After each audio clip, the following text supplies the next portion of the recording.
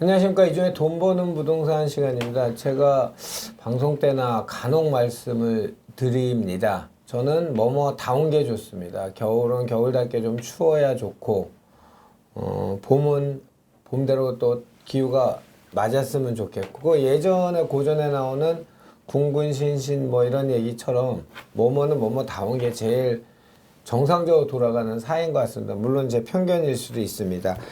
자, 연일 정부에서 재정 정책들을 펴고 있습니다. 그래서 저도 칼럼을 쓰고 하지만 이 전에 공약이 빌공짜 공약이 돼도 괜찮습니다. 지금 정부의 발표하는 내용과는 조금 다르게 서민들의 삶이 굉장히 퍽퍽하고 내소경기에 정말 돈이 잘 안 돈다고 느껴지고 있습니다.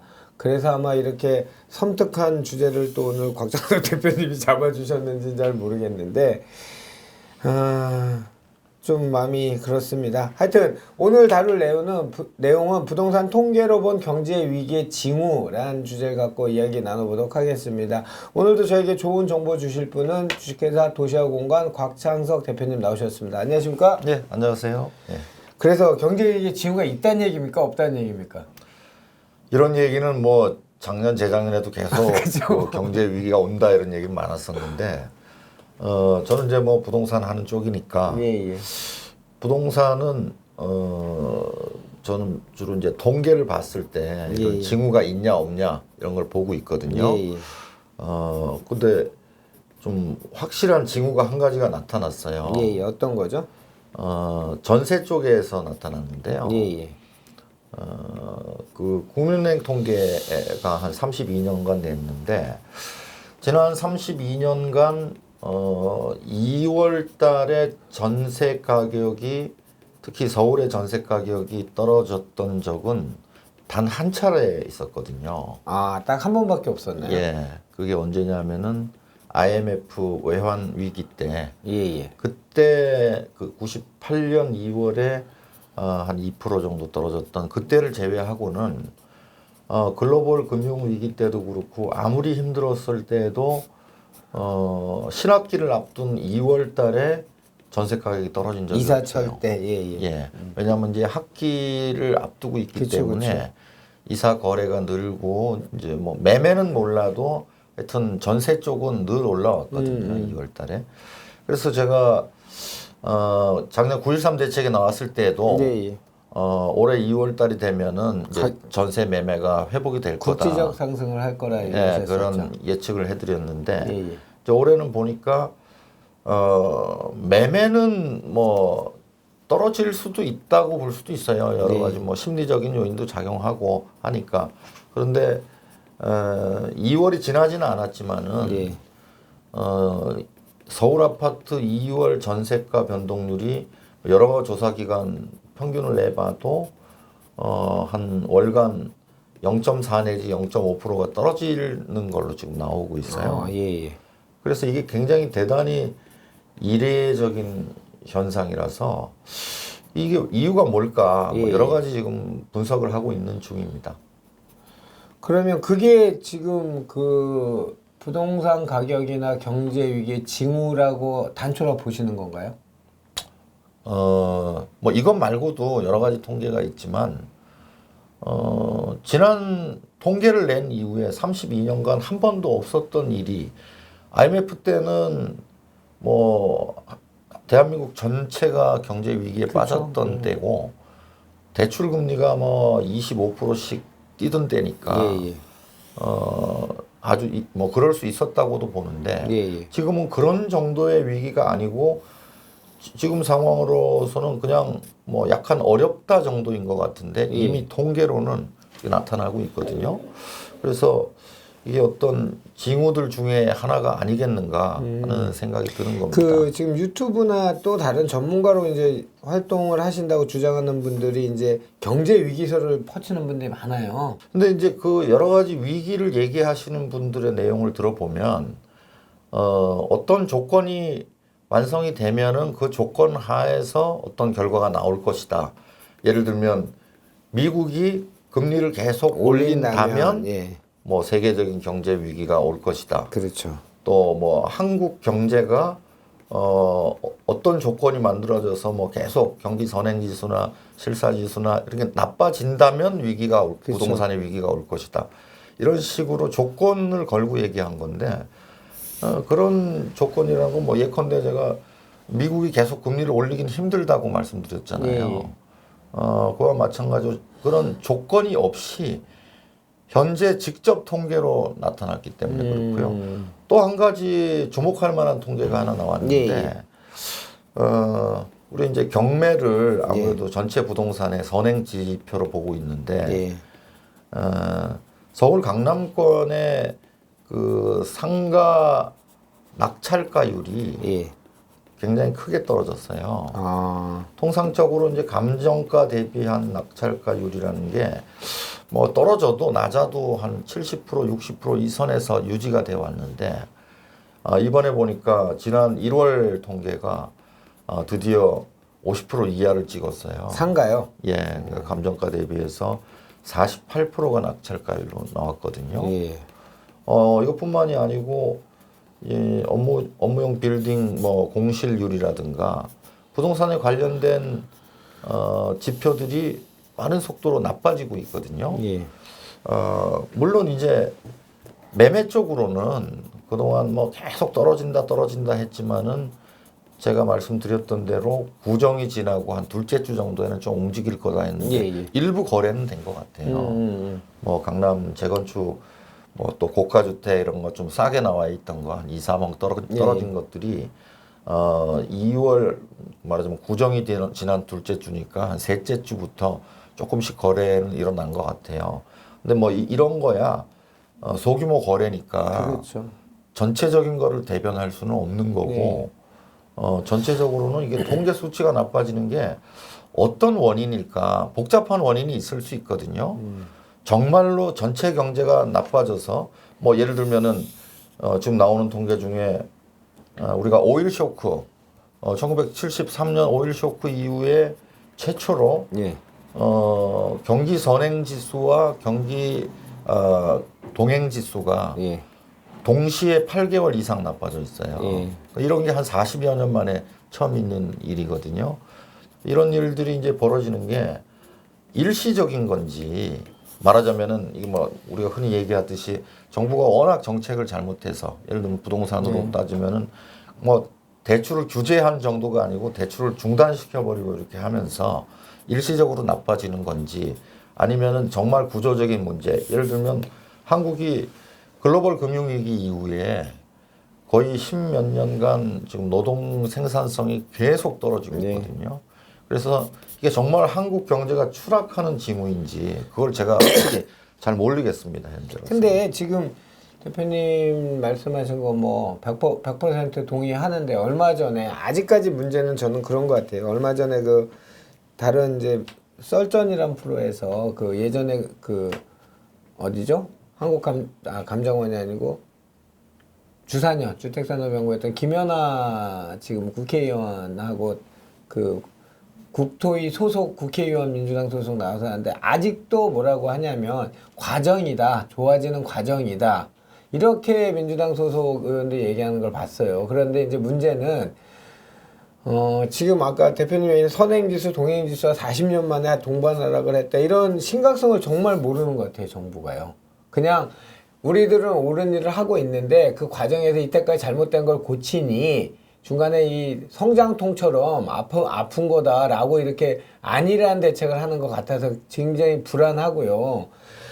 지금 뭐 아까 지금 뭐 이것뿐이겠습니까? 뭐 낮은 생산성, 또 급격한 복지 정책의 확대, 급격한 근로 환경의 변화, 뭐 이런 것들이 지금 국가 경쟁력을 점점 떨구는 요인이 될 수밖에. 물론 이제 긍정적으로는 그게 어떤 작용을 할지는 시간이 좀 더 지난 판명이 되겠지만 지금 이제 이런 추세로 만약에 간다면 지금 이거는 부동산은 경제를 이루는 한 파트지요. 그러니까 중요한 건 이제 경제 문제가 어떻게 갈 것인가가 굉장히 우리는 걱정을 하고 고민을 해야 되는 상황 같은데 어떻게 보세요? 많이 걱정되시죠? 뭐 정치인들이 뭐 정치적인 목적으로 뭐 우리 그 이 단장 말씀대로 뭐 확증 편향을 가지고 얘기하는 거를 그다지 뭐 귀담아 들을 필요는 없을 것 같아요. 저도 이제 촉각을 곤두세우고 전체 경기 어떻게 흘러갈 건지 또 부동산은 어떻게 갈 건지 이제 예의주시하고 있는 거죠.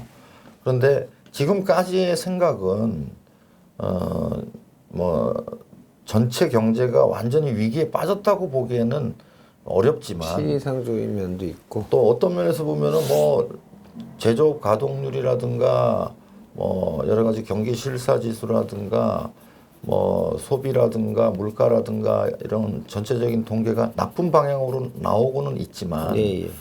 이제 이런 게 일시적일 수도 있거든요. 그렇죠. 말하자면은 정책을 약간만 바꾸면 또 정책을 너무 지금 그 강력하게 추진하다 보니까 일시적으로 나타나는 현상일 수도 있겠다는 생각을 가지고 있었는데 이런 게 지속되면 예를 들면 경제에서 가장 중요한 게 제가 볼 때는 유동성이거든요. 네. 뭐 달리 말하면 통화가 유통되는 속도 이런 게 중요한데 이런 거를 어떤 뭐 이념적인 그 목표를 가지고 무조건 뭐 부동산은 잡아야 된다. 어떤 면에서 보면 다 다른 분야가 나빠지고 있었는데 그나마 부동산이 지탱하고 있었다고도 저는 보거든요. 그렇죠. 이런 거를 뭐 집값은 반드시 떨어뜨려야 된다. 이런 목표를 가지고 하다 보면 진짜로 경제가 나빠질 수도 있겠구나 하는 생각이 사실 요즘에는 드는 거예요.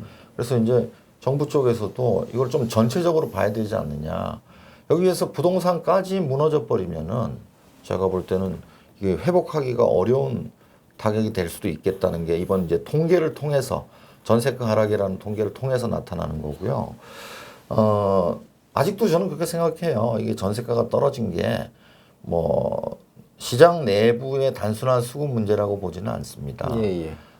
왜냐하면은 사실 수급 문제라면은 작년이 올해보다 수급 문제가 더 컸어요. 2018년이 2019년보다도 입주 물량이 훨씬 많았었어요.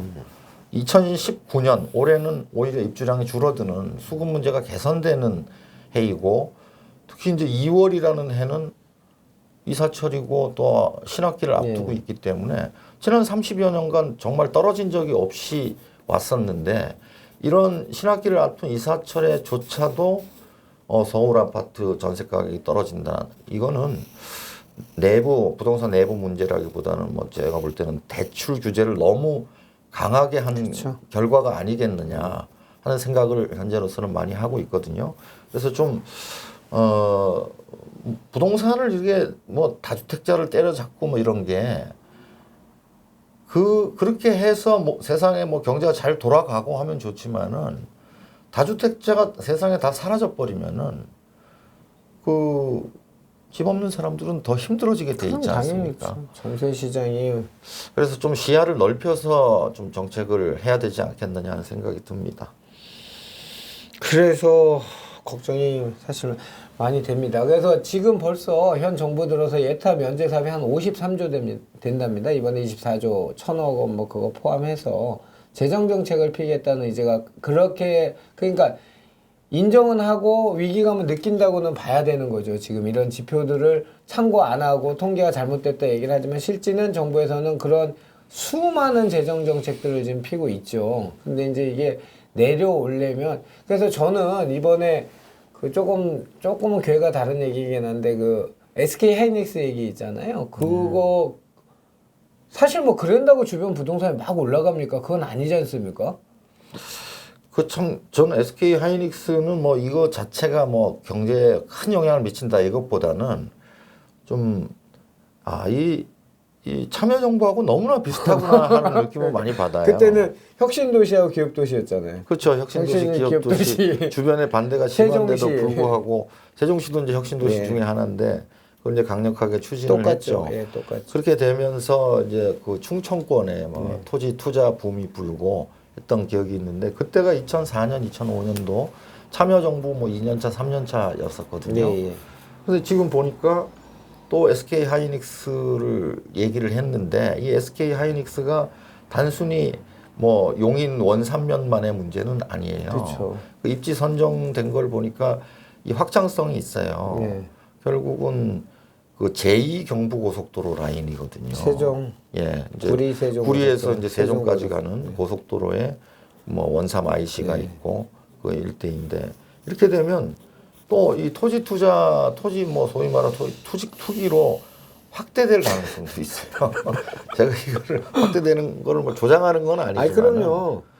아니 근데 대표님 저는 이게 아니 그 얘기를 왜 드렸냐면 SK 하이닉스 저는 아마존 기사하고 그런 걸 많이 봤거든요. 아마존 뉴욕의 제2본사 정치인들 반대니까 우리 안 한다고 떠난 그렇게 기업이 원하는데 가야 되는데 너무도 큰 대의 명분이라 내세운 게 6자가 있지 않습니까? 지역 균형 발전. 그러니까 이런 거랑 끊임없이 대립하는 대립구조를 만든다는 자체가 화가 나고 기업이 하기 좋은 데 갖다 줘야 되는 거 아닌가요? 근데 하여튼 결론은 SK 하이닉스는 뭐 기업이 원하는 데인 것 같은데. 아니 확정된 게 아니에요. 지금 신청서 제안한 거예요. 용인시에다 우린 여기가 좋으니 하겠다 했는데 이제 공은 정부로 넘어갔는데 저는 이 재정 정책들 수많은 예타면제나 SOC 사업이나 토건 그렇게 안 한다더니 뭐 한다 이런 비난할 생각도 없고 그럼으로써 과연 지금 모든 이런 심리적인 꽁꽁 얼어붙은 빙하기를 맞고 있는 민간 기업 투자나 또는 내수 경기나 심리적인 요인들이 어때 열릴 수 있는 어떤 인계점이 될 수 있다고 보세요? 아니면은 언발에 오줌 넣기 같으세요? 뭐 저는 제가 볼 때는 이 좀 친기업적인 정책을 이제 SK부터 시작했지만은 여러 가지 조짐들이 보이거든요. 예. 특히 이제 SK 하이닉스는 발표된 걸 보니까 면적이 구체적으로 명시가 돼 있더라고요. 그렇죠. 어떻게 그렇게 구체적인 면적까지 명시했을까? 그거는 뭔가 어느 정도 어떤 특정한 위치 또는에 대해서 확보가 돼 있는 거 아닌가 하는 그런 생각도 들기도 하고요. 한 120만 여평 이렇게 나온 게 아니고 끝에 410만 제곱미터 뭐 이런 식으로 확정적으로 표현하고 400에서 500만 이렇게가 아니고 맞아요. 그런 생각도 들고 좀 이 경기를 결국 살리려면은 뭐 기업이 살아야 됩니다. 그럼요. 어쨌든 뭐, 지금 우리가 이제 자영업이 줄어드는 거는 어떻게 보면은 뭐 우리가 선진국으로 갈 때 어쩔 수 없이 벌어지는 현상이라 하더라도 지금 보면은 지나치게 이 소득 양극화가 강화되고 있잖아요. 우리가 뭐 부동산에서 이런 얘기까지 하는 거는 그렇긴 하지만은 경제 문제니까요. 해야죠. 최저임금 해놓으니까 정말 1분위 소득이 더 힘들어졌고 자영업들 힘들어지고 고령자들 그럼요. 또 저학력자들 이런 식으로 자기 힘으로 좀 살아가기 힘든 계층들이 경제적 계층들이 더 소외되고 더 힘들어지는 쪽으로 가잖아요. 결국 제가 볼 땐 그게 기업이 고용을 줄이니까 그런 거거든요. 그래서 차제에 뭐 친기업적인 정책을 좀 해주기를 원하고요. 또 이 고용 문제에 대해서도 좀 그 자유롭게 사실 해고를 할 수 있어야 자유롭게 고용을 하지 않겠습니까? 그런 부분도 좀 해줬으면 좋겠고 부동산으로 돌아와서 보자면은 지금 이제 2월 그 말인데 25, 26, 25. 지금쯤이면은 이제 신학기를 앞두고 부동산이 활발하게 돌아가야 될 때예요. 그리고 제 측으로는 어느 정도 아무리 정부에서 규제한다 하더라도 2월 말쯤이면은 대출 규제도 좀 그 상당수 풀어져 있고 뭐 정부에서 규제를 안 풀더라도 대출이 일어날 거라고 저는 생각을 했는데 한번 좀 지켜봐야 될 것 같아요. 좀 그 여러 가지 그 아니 경기에 대한 확보하더라니까요, 대표님. 아까 얘기한 것처럼 김연아 대표가 그 내용이 뭐냐면 대출 때문에 그 얘기를 한 거예요. 그러니까 역전세 나는 다주택자들이 그러니까 정상적인 주거 형태를 가는 과정이라 이렇게 생각을 한다니까요. 그래서 대출 규제를 해야 된다는 쪽이고 김연아 의원은 이 란이란 거는 우리가 이게 역전세는 지금 처음 있는 게 아니잖아요. 끝에 난난짤 붙인 이유는 뭐 경기가 나빠져 아파트 가격, 주택 가격이 빠졌을 때 보증금을 돌려주지 못하니 그 나갈 사람들이라도 대출을 받게 해달라는 주장으로 이제 얘기를 했던 건데 이 대출 규제가 지금 너무 문제인 것 같아요. 지금 정말로. 그것도 그렇죠. 뭐 그러면은 대출을 다 묶어놓고 뭐 대출이 필요한 사람들에 대해서는 부분적으로 뭐 특정 지역이라든가 뭐 특별히 힘든 사람들을 위해서만 풀어주고 이런 게 어딨냐고요. 그런 판단 자체가 경제 활동을 하는 주체들이 직접 판단해야 되는 거지. 그걸 왜 정부가 판단하는 거죠? 그러면 뭐 이제 전세난이 역전세난이 났으니까 어려운 집주인을 위해서 풀어주고 뭐 그러면 역전세난을 줄이려면은 또 그 대출 받는 세입자들한테는 또 대출을 풀어주고 이런 식으로 경제 정책을 운영해서는 안 된다는 거죠. 그런 일정한 기준만 정해놓고 나머지에 대해서는 경제 주체들이 본인들이 알아서 아니, 은행은 지금 보니까 뭐 대규모 감원을 안 할 수가 없는 상황이더라고요. 왜냐하면 뭐 예대 마진이 남지가 않죠. 대출을 못하게 하니까 특히 안전한 대출을 못하게 하니까 제가 볼 때 은행들은 대규모 그 구조조정을 할 수뿐이 없어요. 벌써 그 얘기들 나오잖아요. 또 리테일 점포 다 없애고 지금은 좀 이거로 하니까 점점 더 이제 요즘에 뭐 나오잖아요. 덕선이 아빠 얘기 나오잖아요. 응답하라 뭐 1988 예. 해가지고 덕선이 아빠가 뭐 이제 명퇴를 하고 퇴직금을 받아서 뭐 판교에 이사를 갔다. 그게 이제 마지막이었는데 판교가 이제 지금 뛰어가지고 이런 얘기까지 나오고 있는 상황인데 어쨌든 좀 경제주택들의 자유를 확대를 해줘야 되는 거고 부동산으로 본다면은 지금 이게 이제 숨을 쉴 수가 없을 정도의 상황까지 만들어져 있어요. 이제 뭐 집을 살 수도 없고 집을 팔 수도 없고 전세로 들어갈 수도 없고 전세를 놓을 수도 없고 꼼짝도 못하는 상황을 현재 만들어 놨거든요. 이 부분을 좀 정부에서 생각해 줬으면 하는 그런 생각이 듭니다. 적절한 비유인지는 모르겠지만 항상 뭐 저희가 우스갯소리로 회식 얘기할 때 하는 거 있잖아요. 이제 회장님 또는 사장님하고 직원들과 딱 식사를 가면은 중국집을 가면 회장이나 사장이 나 짜장면 먹게 뭐 맛있는 거 먹어 이렇게 얘기하는 그런 짜장면처럼 얘기하는 수많은 위원회나 수많은 경직을 시키는 그 권고상이라고들 얘기하더라고요. 권고상. 그런 것들이 좀 많이 없어지고 정말로 우리 곽 대표님 얘기하신 것처럼 시장은 그냥 시장한테 맡기면 제일 잘해. 물론 그건 시스템으로 문제가 있거나 좀 과열되면 잡을 필요가 있고 어차피 그 정책 산업이니까 주택이란 거는 그죠? 그렇게 하면 될 걸 같은데 이거를 디테일을 전부 다 규제로 말씀하신 것처럼 대출 받을 때 뭐 할 때 경우의 수를 다 정부에서 하려고 하니 정말 시장은 숨이 막혀 죽을 것 같습니다.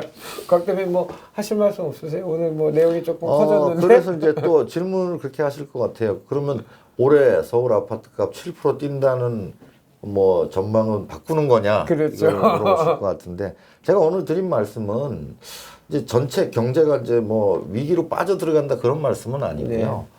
지금 그런 징후들이 보인다. 이상 징후가 나타난 게 두 가지가 있다. 일단. 그 중요한 지표들 뭐 경매에 관련된 지표라든가 뭐 아파트 전세가에 관련된 지표들이 나타났는데 우리가 같이 한번 지켜볼 필요가 있고 서울 아파트에 대한 전망은 아직은 안 바꾸겠습니다. 알겠습니다. 자, 이상 징후 2개 발견하신 게 32년 KB 통계가 통계를 내지 32년 된데 딱 한 번 있었던 IMF 때 있었던 2월 전세 가격이 하락 서울 주택가격, 전세가격이 하락을 했다는 이상징후 1번이고요.